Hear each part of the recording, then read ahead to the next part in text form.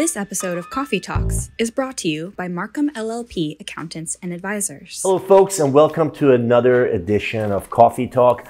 I'm really pleased to have New York City's #1 power broker, the person that every major landlord and developer in the city has to go to get a project done. We're going to ask her why that is and how she got to this place. Suri Kasirer, so happy to have you here today. Thank you so much, Amir, and I'm thrilled to be part of this. You represent all these very wealthy landlords, these major landlords and major developers in New York City. How do you make their cause and their what they need appealing to what could be, described as a progressive city council or a political system here in New York City? Look, I think that New York desperately needs housing in general, but affordable housing in particular. People want to live in New York. People want to be here. They want to live in New York. They want to work in New York. They want to be part of the action, of the activity, of the vibrancy of New York. And there just aren't enough places to live, certainly that are affordable. People are spending a ridiculous amount of their salary on rent, much higher percentage than anywhere else. Which has always been the case in New York. That hasn't really changed. But in the last several years, the rent has become extremely high. And if you're part of the working class of the city, it's nearly impossible to be able to live in the city. I mean, if you're a teacher or you work in the restaurant business, or really anybody who's getting just a regular salary, it's not bearable to be able to handle rent in the city. So, we really believe very strongly, and the mayor and governor have come out with plans about the amounts of housing they want to see happen over the next number of years. In order for that to happen, there has to be equity in the city, and every community in New York City has to be opened to the possibilities of people coming into their communities and changing them. Yeah. Because the reality is bringing housing is going to change a community. And it'll help loosen up the constraint on housing, right? Because the constraint on housing is what's causing it to go up. And when the rent policy passed in 2018, that took the real estate industry by surprise. The byproduct of that was that you had about 70, 80,000 apartments that landlords removed away from the market because they didn't want to deal with bad actors and bad tenants and not being able to evict them. So that actually had a reverse impact on the market than what people had hoped for, or at least the people who voted for it hoped for. Well, look, I think that there's a fallacy that if you come in and build a project, even if you bring benefits, you may bring a park, you may bring beautification of a neighborhood, that you're in fact going to create a scenario where the current rents are going to go up. And that's gentrification. There's a tremendous fear of gentrification. So that if you come into a community and you say, look, I'm going to be bringing all these great things, in the back of people's heads, they're wondering, am I going to be able to still afford to live in this neighborhood? So that's a real dialogue that needs to happen between the development community and the communities that they're going into. And I think that conversation is a really important part of navigating this process. Understanding what each community needs, understanding what their concerns are, making sure that there are people in the community that will benefit, that this will be a positive thing, not just for New York City as a whole, but for the specific community. For that exact neighborhood that you explain why a landlord or a developer would hire you. Well, I think just the same reason that most people, and there certainly are exceptions, most people would not go into a court case and go into a court of law without an attorney. You can do it, but you probably wouldn't. You don't necessarily know all the rules of the game. You don't necessarily know all the ways in which you can talk about your case in the most meaningful way, because you're not always aware of all the laws or ways you might trip yourself up. And you sort of bring that to the table. But if you go into an area where you have a very, a city council person who's just not for development. Or there was that situation with Teitelbaum in Harlem where they asked for 50-50 affordable housing to market rate housing, which is just not possible. So they killed what I think was $1 billion project. in those situations, like, how do you approach it if that's council person just refuses to work with you? Well, look, I mean, we did, you may remember the blood center, where unfortunately the council did overturn member deference for the local council member that was against it. We did have the support of the borough president. We had the support of the neighboring council member.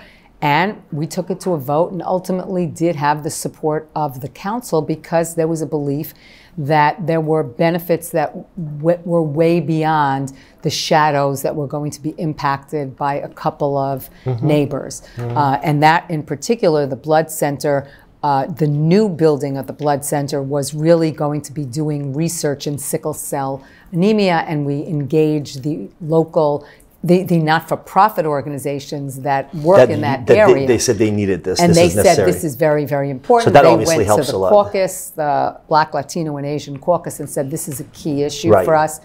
It impacts Black and brown people all over this city, and this is important research. And ultimately, the council voted to support it.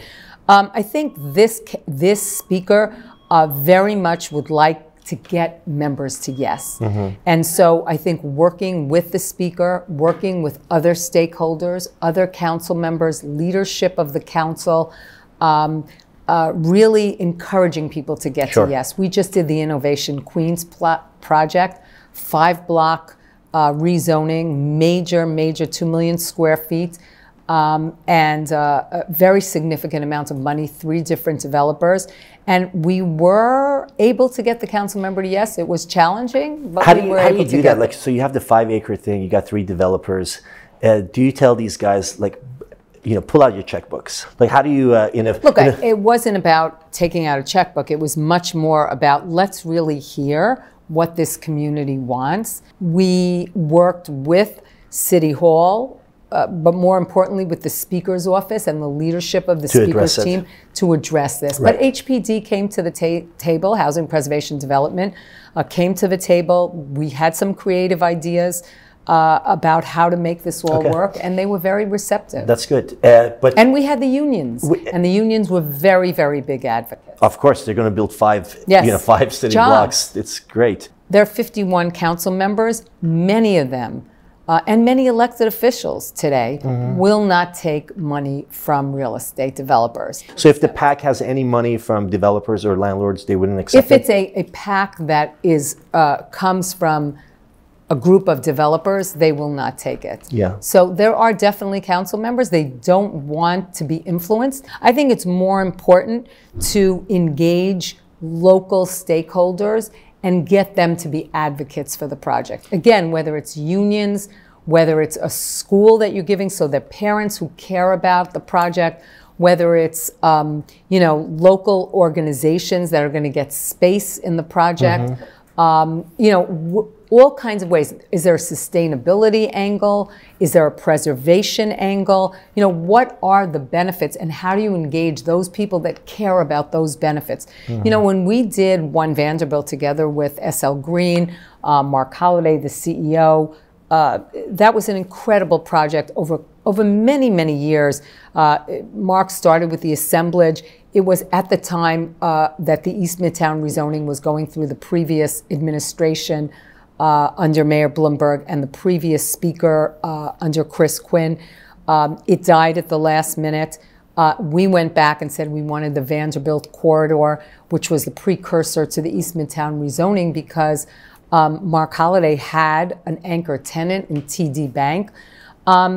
We committed to $220 million of transit improvements in order to get the height and density bonus that was necessary to do a project SL Green like wrote that check to the city? Absolutely, and we worked with the MTA and we worked with the transit advocates to really show that Grand Central was going to be so overburdened because of East Side Access that was coming. And it's already so crowded, but the transit improvements working together with the MTA were actually going to make the riders' experience much faster, much better, much easier. And it was the first time that some of these transit advocates actually came out in support of a real estate Sure, project. I mean, they're getting a check for $23 million. Well, the money went to the MTA, the money went directly to transit improvements, but I think engaging those advocates was really a way to help them drive the process. It's all about alliances and creating coalitions. 100%. And that's where you come in. You pull in the people that you think that can, have interest in the project or, have some sort of a benefit from it. I'm curious, like when SL Green has to write a check for $220 million, and that goes straight, that's not a tax or anything. That's just the straight up contribution from SL Green to the MTA. Well, I mean, I think that, don't forget, their building is going to benefit from those improvements. Yeah, yeah. All the tenants that are going to be in that building will have the ability to have a nicer, cleaner, faster, transit experience.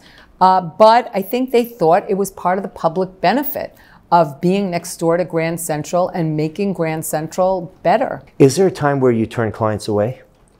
Yeah, look, we don't want to represent bad actors. We don't want to represent people who don't want to engage in a real meaningful dialogue and process. What is an example of that? I've had clients that, we went to a negotiation and council member said, what we really need is a senior center.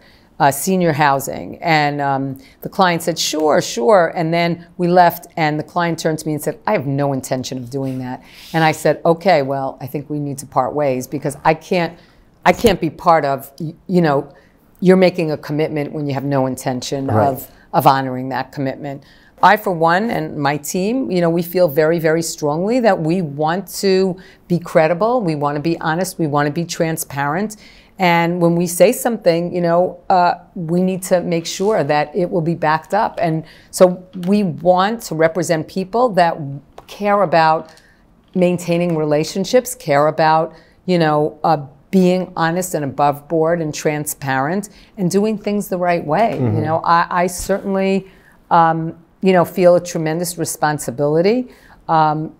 When we enter these negotiations, and even if I'm not part of a project, when it happens, because sometimes it's years away, I want to know that the commitments we made will be honored.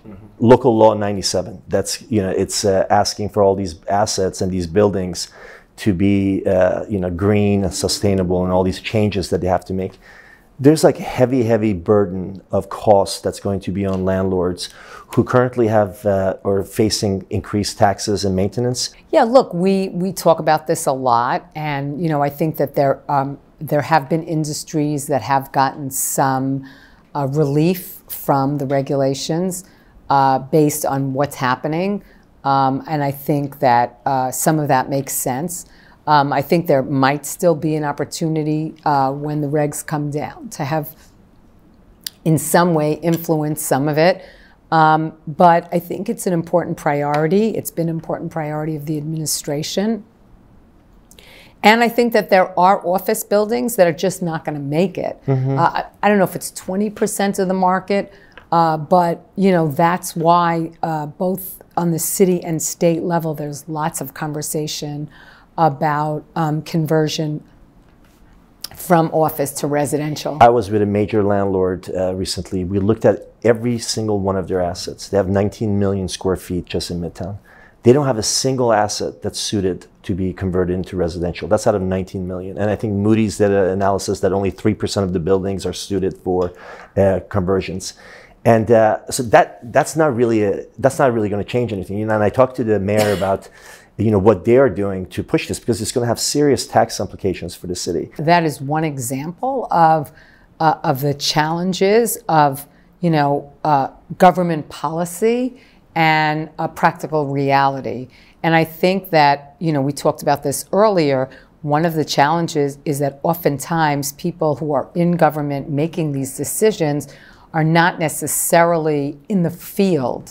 And, if there's not a lot of communication back and forth between people in the field and policy makers, sometimes government policy, doesn't necessarily fit with the reality of what's going on in the street. Yeah, I mean, the city really needs other answers for the office buildings other than turning them into residential, because that's just not a I mean, there's not a going to viable be situation. some incentives, but you're right. A lot of the floor plates just are not going to make sense. I just want to say that we just had our 20th anniversary, and I know so did The Real Deal. And I love some of the things you've talked about. It's never enough, and I really share that culture and that philosophy at my firm. We have 38 people, and I think they work so hard and are so committed to New York and just want to do the best job that they can. So I really admire what you've done at The Real Deal. Thank you so much. I'm an avid reader. And a subscriber. For sure. Multiple. We have multiple subscriptions in our office. Perfect. Well, thank you so much. Thank you very much.